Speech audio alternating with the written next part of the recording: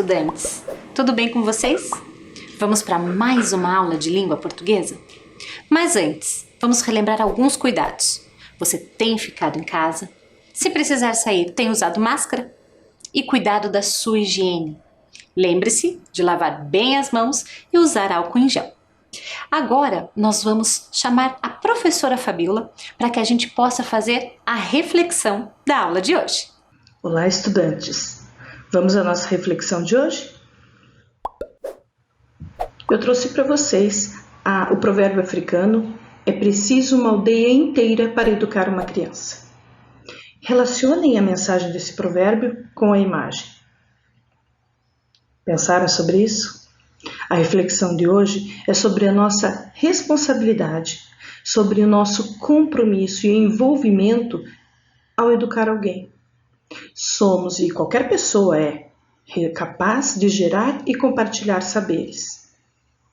E também temos responsabilidade sobre as nossas atitudes, sobre o nosso comportamento, sobre as coisas que falamos. Nós somos capazes de ensinar e aprender em qualquer lugar, em qualquer situação. A educação não está restrita à escola ou à sala de aula. Sendo assim, vamos assumir esse nosso papel de cidadãos de uma cidade educadora e cuidar com o nosso envolvimento de educar os outros. E a partir dessa reflexão, a gente retoma as nossas aulas de língua portuguesa. E vamos retomar com o vídeo sobre a história de Coco Verde e Melancia. Falta um trechinho que a gente precisa conhecer ainda. Vamos lá? Dá licença, minha gente, vim aqui só para cantar. Por favor, preste atenção. Peço para me escutar. Eu cheguei de muito longe para tocar nessa festança. Trouxe o peito carregado de certeza e de esperança. Atravessei o sertão. Comi pedra e pó na estrada. Subi morro, cortei mato. Levou tempo a caminhada. Mas uma coisa eu garanto, isso de qualquer maneira. Prometo que vou contar uma história verdadeira. Não se trata de mentira, fantasia ou ficção. Vou falar da vida mesmo, não tem nada de invenção. Era uma vez uma moça que gostava de um rapaz. Sem ele, ela não vivia, sem ele, não tinha paz. Também para o moço, a tal moça era a prenda mais querida, era a pedra preciosa, era a luz da sua vida. Ia tudo muito bem, mas o destino é cruel. Às vezes transforma em lama o que podia ser céu. Acontece, minha gente, que o pai da moça era rico. Não gostava do rapaz, nem daquele namorico. Queria que ela casasse com filho de fazendeiro, gente rica, poderosa, bolso cheio de dinheiro. E o pai da moça deu ordem, proibiu o tal namoro. Para ele, uma coisa assim era até um desaforo. Então, os dois começaram a namorar escondido. Ninguém por ali sabia daquele amor proibido. E o tal amor, que era grande, ficou maior, foi mais fundo. Parecia, minha gente, o maior amor do mundo. Para ninguém desconfiar, os dois bolaram um segredo, criaram dois apelidos debaixo do arvoredo: Coco Verde e Melancia. Assim os dois se chamavam, assim os dois se queriam, assim os dois se adoravam. Vai um dia, o pai descobre o tal namoro escondido. Ficou bravo, furioso, ficou tão aborrecido que não quis saber de nada, sem pensar no que fazia. Mandou a filha para longe para morar com sua tia. E de maldade, o safado espalhou pela cidade que a onça tinha atacado, que a filha tinha morrido. Ao saber do acontecido, Coco Verde endoideceu. Pensou em tomar veneno, por pouco quase morreu. Depois partiu pelo mundo, foi procurar sua sorte, foi lutar para ser feliz. Não quis mais pensar na morte. Assim que o moço foi embora, o pai da moça, depressa, chamou a moça de volta. Disse: filha, escuta essa. Inventou que aquele moço tinha pegado outra estrada, tinha partido contente, ele e outra namorada. A menina ficou triste, foi para a cama, adoeceu, não queria mais viver, por um triz que não morreu. Depois, como estava só, achou que era o momento de escutar a voz do pai e aceitar o casamento. O noivo era seu vizinho, o filho do fazendeiro. O pai da moça queria, o moço tinha dinheiro. E foi assim, acertada, uma festa pro casório. Teve missa, teve dança, teve muito foguetório. Mas no meio da festança apareceu um cantor. Tinha ele uma mensagem de certeza e de esperança. Falou de um tal coco verde, falou de uma melancia, falou do amor que queimava, dia e noite, noite e dia. Falou depois de um encontro, debaixo de um arvoredo, falou que era importante, falou que era segredo. Explicou que coco verde precisava ver de novo, conversar com melancia. E foi assim, ó meu povo, ouvindo aquela mensagem. Melancia, sem ter medo, largou a festa no meio, foi até o arvoredo. Coco verde e melancia, cara a cara, frente a frente, foi uma coisa bonita, foi loucura, minha gente. Os dois falaram de vida, discutiram 1000 assuntos, depois fizeram um acordo. Decidiram ficar juntos. Vou concluir essa história dizendo que está na cara. Quando o amor é verdadeiro, esse amor ninguém separa. Os convidados aplaudiram de pé, acharam uma história muito bonita. O fazendeiro ficou desconfiado. Seria coincidência? Sentiu que ali tinha coisa. Ninguém notou, mas no meio da cantoria a noiva desapareceu. Montada num cavalo, vestido de noiva e tudo, a moça foi galopando até o arvoredo. Ali, coco verde e melancia se abraçaram, choraram e se beijaram. Ali, coco verde e melancia mataram a saudade. Ali, coco verde e melancia tomaram uma decisão. Já estavam todos preocupados quando a filha do fazendeiro apareceu e pediu a palavra. Disse que queria falar. Era importante. Tinha uma dúvida terrível. Precisava fazer uma pergunta. Era questão de vida ou morte. O pai fez cara feia. O noivo estranhou. Questão de vida ou morte? A filha do fazendeiro disse que sim. Contou uma longa história. Quando era pequena, tinha ganhado de presente uma caixinha de veludo. Dentro dela, disse, tinha guardado bem guardadas as suas joias mais raras, seus segredos mais bonitos, seus sonhos mais preciosos. Os convidados escutaram sem compreender o que estava acontecendo. O noivo prestava atenção. O fazendeiro coçava o queixo. A moça continuou. Contou que certo dia, infelizmente, por azar, a chave da caixinha de veludo desapareceu. Disse que ficou desesperada. Disse que virou a casa de cabeça para baixo. Disse que não sabia o que fazer. No fim, continuou. Ela, desanimada, acabou mandando fazer outra chave que fosse capaz de abrir a caixinha de veludo. A moça sorriu, contou que mal a chave nova ficou pronta, foi passear e, de surpresa, debaixo de um arvoredo, encontrou, assim, sem querer, caída no chão, a chave velha. E a moça falou mais alto: gente, preste atenção, minha dúvida é essa. Quero e preciso da opinião de todos. O que é que eu faço? Que chave eu uso agora? A nova que acabei de mandar fazer? E nem sei se posso usar ainda? Ou a velha, a primeira, a antiga, a original? Os convidados caíram na risada. Que bobagem! Exclamou o noivo. Que dúvida mais sem pé nem cabeça! A solução do problema é muito simples. O melhor é ficar com a chave velha mesmo. É claro, concordou o pai. Também acho, lógico. O mais certo é ficar com a chave velha. Afinal, ela veio junto com a caixa de veludo, acrescentou alguém. Todo mundo concordava. A moça deu 3 pulos de alegria. Foi sorrindo e falando ao mesmo tempo. Contou de Coco Verde, contou de seu amor antigo, contou das mentiras de seu pai.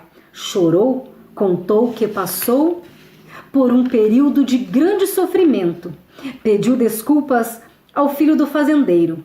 Disse que foi enganada pelo próprio pai. Confessou que seu grande amor era mesmo Coco Verde. Mandou chamar o moço que estava escondido, ouvindo tudo. O fazendeiro ficou furioso, mas dessa vez não teve jeito. Ali mesmo, o padre anulou o primeiro casamento e casou Coco Verde e Melancia. Quem foi à segunda festa aproveitou muito mais. A primeira foi bonita, mas a outra foi demais. Fim. Muito bem, acabamos de ouvir, o complemento da história de Coco Verde e Melancia. Gostaram? Conseguiram resgatar na memória lá o início dessa história? Como será que se desenrolou esta narrativa?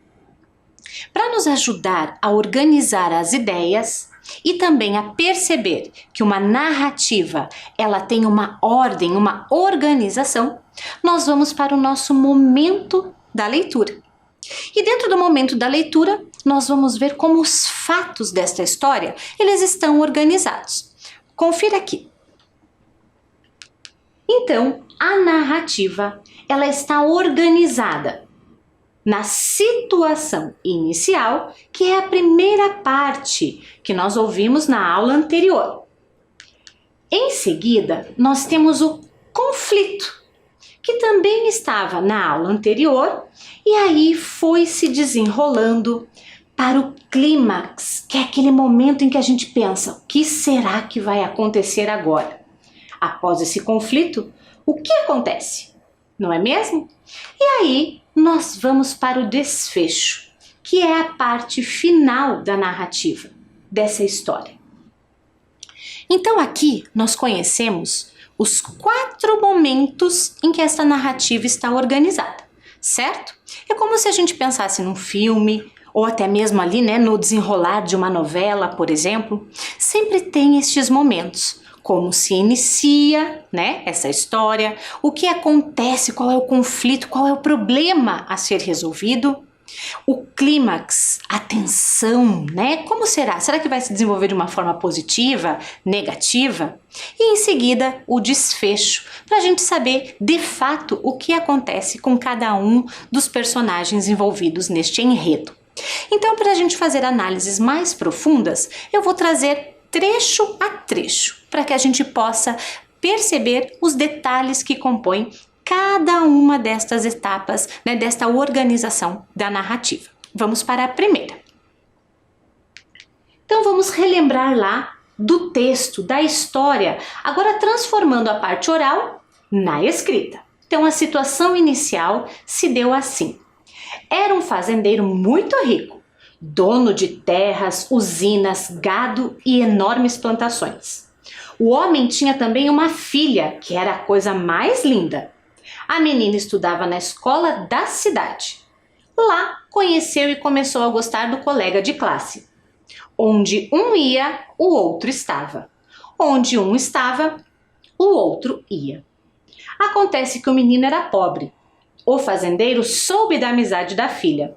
Soube que um não largava do outro. Soube que os dois passavam o tempo todo juntos. O homem não gostou nem um pouco. Falou com o professor, mandou a menina mudar para o período da tarde. Assim, achava ele, os dois, sem se ver nem se encontrar, acabariam esquecendo aquele amor. Mas como a menina gostava muito do menino e o menino gostava muito da menina, os dois fizeram um plano. Num pé de serra, no caminho da escola, tinha um arvoredo. Seria ali o lugar secreto dos dois.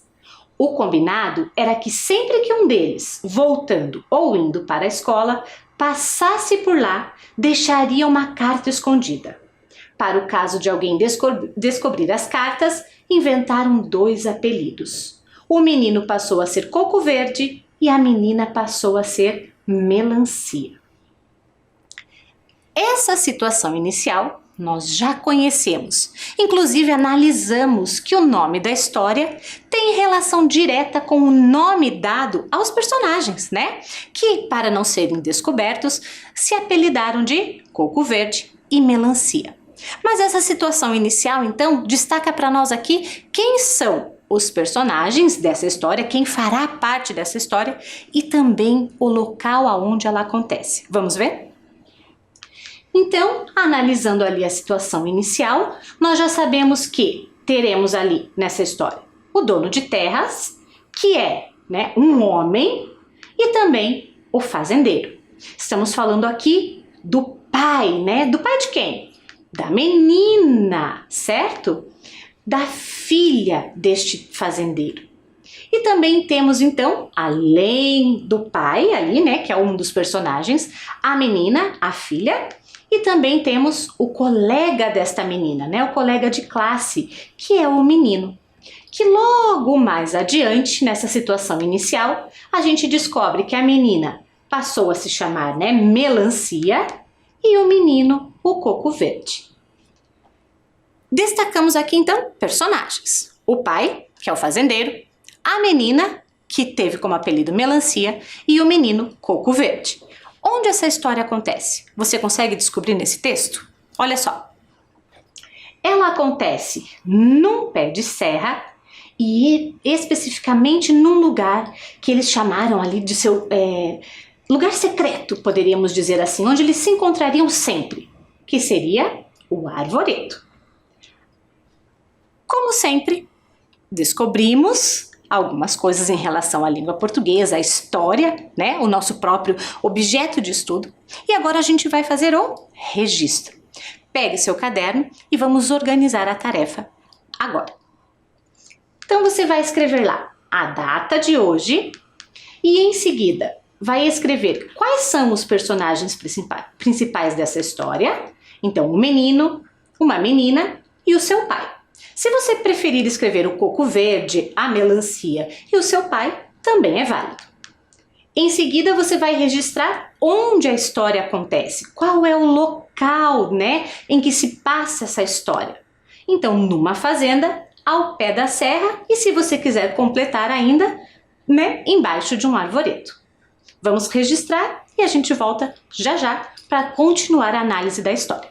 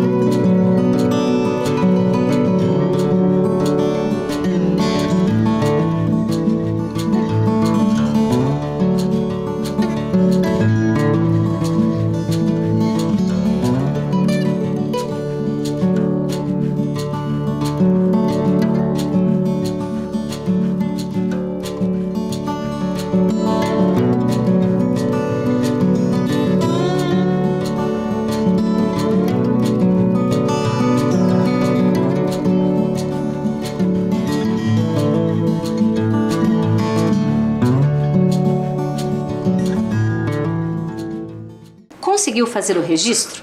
Então vamos analisar agora a próxima parte, que é o conflito. Quando a menina voltou para casa, o pai, sem avisar nem explicar coisa nenhuma, disse a ela que arrumasse as malas. Explicou que ela ia fazer uma viagem. Mandou a filha morar na casa de uma tia que vivia longe, do outro lado da montanha. Pensam que me enganam? Dizia o fazendeiro com o charuto na boca. Em seguida, mandou matar um bode velho, pegou um vestido da filha e encheu de sangue. Colocando o bode num caixão, mandou espalhar a notícia de que sua filha, voltando da escola, tinha sido atacada por uma onça e, infelizmente, tinha morrido. Quando soube da notícia, o rapaz deu até risada. É mentira! Muito bem, temos aqui o conflito da história.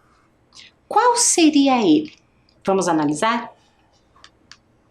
Podemos dizer que o conflito acontece quando o casal está se conhecendo, acontece a separação do casal ou o casal está se reencontrando.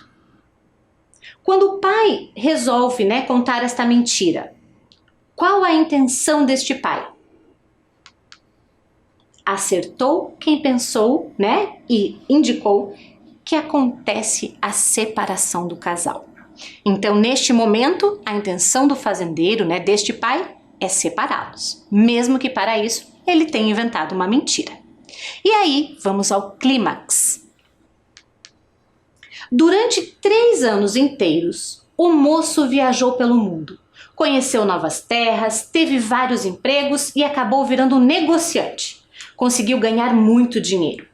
Um dia, sentiu saudade da família. Pensou na mãe, pensou no pai, achou que precisava voltar. Quando chegou, ficou espantado. Soube que a moça, a filha do fazendeiro, ia se casar. Só então, o moço ficou sabendo do truque do fazendeiro para afastar os dois. Soube também que depois de 1 ano na casa da tia, a moça voltou e seu pai mentiu de novo. Contou a ela que o moço tinha arranjado outra namorada, tinha casado e ido embora. Cheio de dor e de raiva, o moço sentiu que precisava falar com Melancia de qualquer jeito. Sabia que se aparecesse na fazenda, podia até ser morto. Pensou e pensou muito. No fim, chamou um amigo seu, um violeiro. Os dois combinaram um plano. No dia do casamento, no meio da festa, a casa do fazendeiro cheia de gente, parentes, amigos e convidados, apareceu um homem a cavalo. Disse que era tocador de viola. Queria cantar em homenagem aos noivos. Todo mundo gostou da ideia. Muito bem, chegou aquele momento de tensão. O clímax da história. O momento em que a verdade poderá ser revelada. Vamos descobrir qual é o resumo desse clímax? Podemos dizer que o clímax acontece quando a verdade sobre a vida dos personagens principais acaba aparecendo e Coco Verde decide fazer algo a respeito? Ou o clímax acontece quando o pai, arrependido de suas mentiras, resolve contar a verdade para a filha e pede que ela se case com Coco Verde? Qual das duas frases, das duas afirmações, está de acordo com o clímax? Acertou quem resumiu nesta frase: a verdade sobre a vida dos personagens principais acaba aparecendo e Coco Verde decide fazer algo a respeito. É neste momento que Coco Verde invade lá o casamento, e começa por meio de uma narrativa, de uma canção ali com o violeiro, contar a verdadeira história. E chegamos então no desfecho. Os convidados aplaudiram de pé, acharam a história muito bonita. O fazendeiro ficou desconfiado. Seria coincidência? Sentiu que ali tinha coisa. Ninguém notou, mas no meio da cantoria a noiva desapareceu. Montada num cavalo, vestido de noiva e tudo, a moça foi galopando até o arvoredo. Ali, Coco Verde e Melancia se abraçaram, choraram e se beijaram. Ali, Coco Verde e Melancia mataram a saudade. Ali, Coco Verde e Melancia tomaram uma decisão. Já estavam todos preocupados quando a filha do fazendeiro apareceu e pediu a palavra. Disse que queria falar, era importante, tinha uma dúvida terrível, precisava fazer uma pergunta, era questão de vida ou morte. Contou uma longa história, contou de Coco Verde, contou de seu amor antigo, contou das mentiras de seu pai, chorou. Contou que passou por um período de grande sofrimento, pediu desculpas ao filho do fazendeiro, disse que foi enganada pelo próprio pai, confessou que seu grande amor era mesmo Coco Verde. Mandou chamar o moço que estava escondido ouvindo tudo. O fazendeiro ficou furioso, mas dessa vez não teve jeito. Ali mesmo, o padre anulou o primeiro casamento e casou Coco Verde e Melancia. Chegamos ao desfecho onde o fazendeiro teve que se conformar com o amor dos dois e Coco Verde e Melancia foram felizes, casando. Agora a gente vai fazer um último registro. Pegue seu caderno para anotar a organização desta narrativa. Vamos lá? Então você vai escrever lá, estrutura de uma narrativa. Vai escrever a situação inicial, o conflito, o clímax e, por último, o desfecho. Vamos lá?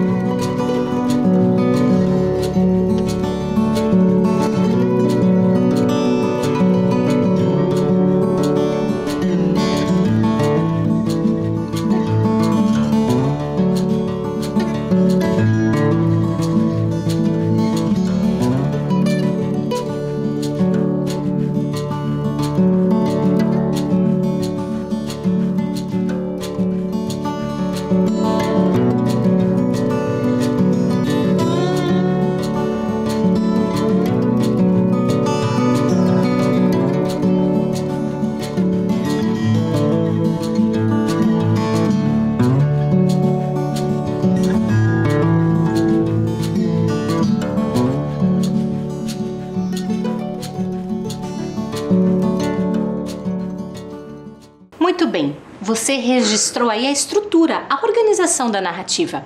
Mas você sabia que para ela também estar organizada, a gente precisa cuidar o tempo em que ela acontece, em que são narrados os fatos? A professora Fabíola vai explicar para nós como que isso está acontecendo nessa história. Vamos ouvir? Ok. Obrigada, professora Vanice. Depois dessa excelente explanação sobre a estrutura de uma narrativa, agora a gente vai pensar na linguagem utilizada numa narrativa. E é importante a gente prestar atenção na escolha das palavras, não só pelo significado, mas também pela composição que elas fazem umas com as outras na hora de transmitir uma mensagem. Por isso, o trechinho que a gente vai ler agora, também da história de Coco Verde e Melancia, traz a palavra do nosso momento de estudo. Analisando o texto, parte 1. Vou chamar a atenção de vocês para algumas palavras. As palavras que estou destacando nesse trecho. Identificaram? Vamos ler o trecho para localizar essas palavras como a função delas ali. Quando a menina voltou para casa, o pai, sem avisar nem explicar coisa nenhuma, disse a ela que arrumasse as malas. Explicou que ela ia fazer uma viagem. Mandou a filha morar na casa de uma tia que vivia longe, do outro lado da montanha. As palavras que nós destacamos, elas têm a tarefa de exprimir ação. Neste caso aqui, há outras palavras que eu não destaquei, mas especialmente essas três exprimem uma ação. A ação eu posso fazer agora, bater palmas, estralar o dedo, estou falando com vocês, ação, olhando para vocês, me comunicando, tudo isso é ação. Mas na hora que eu transformo essa ação em palavra, que eu exprimo ela escrevendo ou falando, essa ação é classificada na língua portuguesa como verbo. Então eu destaquei aqui 3 verbos: voltou, explicou e mandou. Acontece que os verbos, eles podem ser ditos, eles podem ser expressados em diversos tempos. Tudo isso depende, essa forma de expressar, esse tempo do verbo, depende do momento em que se fala. Nós vamos tomar como referência o momento em que se contou essa história. E aí a gente vai identificar que tempo o verbo está colocado. Primeira frase: a menina voltou para casa. Voltou. O pai explicou que ela ia fazer uma viagem. Explicou. O pai mandou a filha morar na casa de uma tia. Mandou. Esses 3 verbos marcados aqui, se eu pensar no momento que eu estou falando, eu vejo que não parece que eles aconteceram no mesmo momento. A menina voltou para casa. Será que foi algo que aconteceu nesse mesmo instante em que eu pronuncio a frase? Essa é a referência. Quando aconteceu, tem que ser pensado a partir do momento que a frase foi pronunciada. Ok? Vamos avaliar então esses verbos e essas frases mais isoladamente. A menina voltou para casa. Voltou é o verbo voltar. A ação voltar. Quando eu digo voltar, está fora de qualquer tempo. Mas eu posso usar o voltar num tempo passado. A menina voltou lá no passado, voltou para casa. Eu posso também usar no presente, está acontecendo agora. A menina volta para casa. Está acontecendo no momento em que eu falo. Ou algo que não aconteceu ainda, que eu prevejo que irá acontecer. A menina voltará para casa. Então, relembrando, o verbo é usado em determinados tempos verbais. Os tempos verbais dependem do momento em que se fala a ação. Vamos pegar outro exemplo? O pai explicou que ela ia fazer uma viagem. Explicou, verbo explicar. Verbo explicar pode ser usado no passado. O pai explicou, já passou. O pai explica neste momento, agora, nesta hora. E o pai explicará, uma ação futura, não aconteceu ainda. Ok? Este jeito de falar o verbo em diferentes tempos é uma flexibilização do verbo, certo? Uma flexão do verbo, desculpe. É quando o verbo é flexionado. Vamos para mais uma. O pai mandou a filha morar na casa de uma tia. Mandou. Mandou, verbo mandar. O verbo mandar pode ficar no passado, o pai mandou. Pode ficar no presente, no momento que falamos, o pai manda. E pode ficar no futuro, num tempo que ainda acontecerá, o pai mandará. Ok? Com essa lembrança sobre os tempos verbais, agora a gente vai prestar atenção que eu posso usar os tempos verbais também dizendo as ações como elas ocorreram e marcando a ação dentro de um diálogo, de uma conversa. E chegamos então noutra parte da análise. Analisando o texto, parte 2. Vamos falar agora de fala, discurso, diálogo. Existem dois tipos de discurso dentro de um texto. Aquele discurso que é feito só pelo narrador e aquele discurso que é feito pelos personagens. Ok? Então, nós vamos observar esses dois jeitos de registrar a fala do personagem. Tanto pode vir só pelo narrador falando, como pelo próprio personagem. Vamos observar? Pegamos o mesmo trechinho e aí vocês vão identificar que tem uma fala aí no meio. Vamos identificar? Vamos prestar atenção? Tentar localizar? Quando a menina voltou para casa, o pai, sem avisar nem explicar coisa nenhuma, disse a ela, olha essa palavra, gente, disse a ela, disse, é um verbo. Naquele momento ele disse a ela e ele falou. Só que quem está contando o que ele falou? O narrador. Então aqui nós temos um discurso que a gente só sabe que alguém está contando sobre essa fala. Disse a ela que arrumasse as malas. Explicou que ela ia fazer uma viagem. Mandou a filha morar na casa de uma tia que vivia longe do outro lado da montanha. Olha o narrador contando tudo que o pai disse, fez, aconteceu. Esse discurso é chamado discurso indireto.